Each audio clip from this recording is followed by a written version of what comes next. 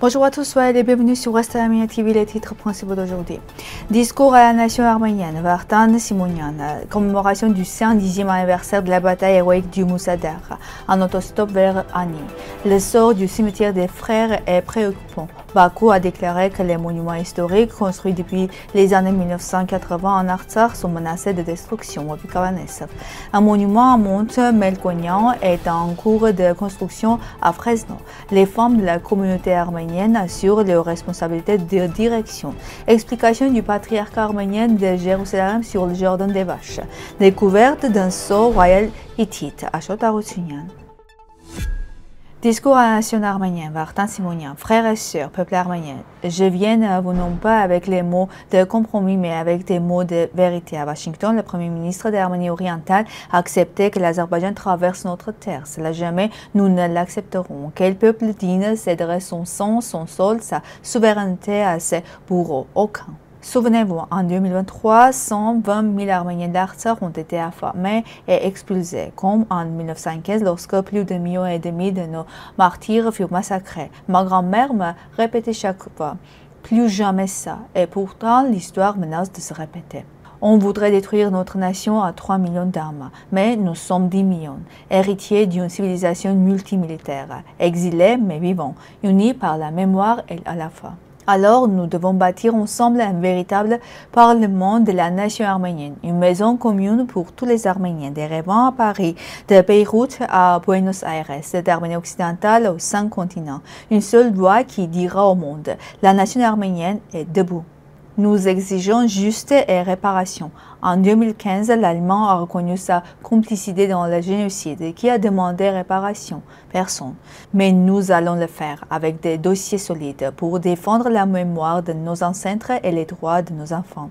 Aujourd'hui, je prends un serment devant vous. Nous ne céderons pas un mètre de notre terre, pas une ligne de notre histoire, pas une once de notre mémoire. Il veut nous faire disparaître, nous serons plus visibles. Il veut nous faire détruire au silence, nous crierons plus fort. Il veut effacer notre mémoire, nous la graverons dans la pierre du monde. Nous sommes l'Arménie éternelle, nous sommes les héritiers des martyrs et des pâtisseurs de demain. Unis, nous vaincrons, unis, nous triomphons, unis, nous vivrons. Cette année marque le 110e anniversaire de la bataille héroïque de Moussaler. En 1915, face aux persécutions, les habitants de Moussaler se levèrent pour défendre leur patrie et leurs droits. 600 combattants seuls tinrent tête à des milliers de soldats turcs, résistant des semaines entières malgré la faim et le siège. En septembre, sauvés par des navires français, près de 4000 personnes furent évacuées vers Sport Saïd. Ces défenseurs devinrent les premiers volontaires de la Légion d'Orient, puis la Légion arménienne qui se distingua à la bataille d'Ararat en 1918.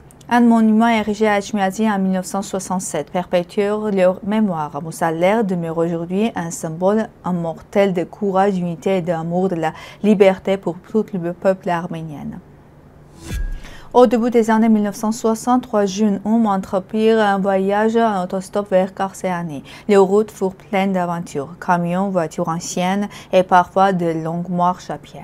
À Kars, ils rencontrèrent de grandes difficultés, une nourriture douteuse et l'hostilité des habitants. Mais au moment décisif, l'armée intervint. Le commandant du district les hébergea et le lendemain les conduisit lui-même aux ruines d'Ani et sur les rives de Achourian. Ce voyage à la fois risqué et plein de romantisme restera pour eux une expérience inoubliable, symbole de découverte, d'audace et de jeunesse. Fin juillet, des violents incendies ont ravagé l'Artsakh, touchant une centaine de monuments historiques et culturels. Parmi eux, la réserve de Tigranakert, le monastère d'Amaras et plusieurs sites autour de Talish. Pendant près de 2 semaines, le feu a détruit villages, habitations et patrimoine. Selon Ovi Kavanesa, médiateur du patrimoine culturel Artsakh, des investigations sont en cours grâce à des images satellites pour déterminer l'ampleur des dégâts. Il rappelle que même avant ces incendies, l'état du patrimoine était déjà alarmant. La cimetière fraternelle de Stepanakert reste fermée et son sort inquiète particulièrement les experts qui redoutent de nouveaux actes de vandalisme.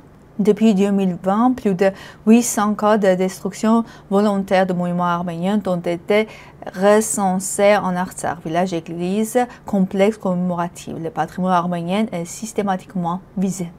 La destruction du visage historique d'Askéron est en cours et tout cela se fait au niveau de l'État azerbaïdjanais, dénonce Ovik Abanesov. L'Artsakh vit ainsi l'une des pages les plus sombres de son histoire culturelle, où le feu et le vandalisme s'alliaient pour effacer des sièges et des mémoires arméniennes. Il y a 32 ans, tombait un héros Montemelkonian, commandant l'Artsakh et héros national d'Arménie. Né à Visalia, à Californie, Monte s'était engagé très jeune dans la lutte de libération nationale. Arrivé en Arménie en 1990, il rejoignait immédiatement les combats pour défendre la patrie. Commandant la région de Martouni, il forma une armée régulière à partir des détachements Fidaï et Libéral Alvé. Il prit aussi part aux batailles décisives de Karvachaj, remontant de nombreuses victoires. Aujourd'hui, son esprit patriotique continue de vivre en Arménie, en Artsakh et dans toute la diaspora. En Fresno, une initiative est lancée pour ériger un monument en sa mémoire. Montemelkonian reste un symbole de courage, d'unité et de fidélité à la nation arménienne. Le 4 septembre, des jeunes étudiants arméniens de Constantinople ont annoncé la création du groupe d'organisation des rencontres des femmes dirigeantes de fondations arméniennes. Leur but, réfléchir ensemble aux difficultés rencontrées par les femmes dans les structures communautaires et proposer des solutions. Depuis mars, elles rencontrent des dirigeants de diverses fondations et ont déjà présenté plusieurs projets. Parmi eux, préparation et solidarité, un programme de prévention en cas de tremblement de terre et autour d'une table, une initiative éducative réunissant 16 écoliers arméniens autour d'une mémoire commune. Les participants veulent non seulement soutenir les femmes déjà en poste, mais aussi devenir elles-mêmes des actrices du changement en construisant une nouvelle culture de coopération, d'éducation et de solidarité au sein de la communauté arménienne. Face aux rumeurs et fausses nouvelles récentes sur l'affaire du Jardin des Vaches, le patriarcat arménien de Jérusalem apporte des précisions suivantes. Aucun nouveau bail n'est en négociation. Un accord de règlement est en préparation sous la médiation de l'avocat Amos Gabrieli, dans un cadre légal et transparent. Des représentants de la communauté ont déjà participé à 2 séances de médiation. Les grandes lignes de l'accord ont été présentées au conseiller juridique de la communauté. Le texte final sera publié intégralement après ratification par le conseil d'administration et l'Assemblée générale. Le patriarcat réaffirme son engagement pour la transparence et appelle à cesser toute diffusion de fausses informations, source de tension et de confusion. Conseil du patriarcat arménien de Jérusalem. Un sceau impérial hittite a récemment été découvert lors du fouilles à Bouklukal dans la province de Kirshehir, anciennement connue sous son nom arménien de Guntunik.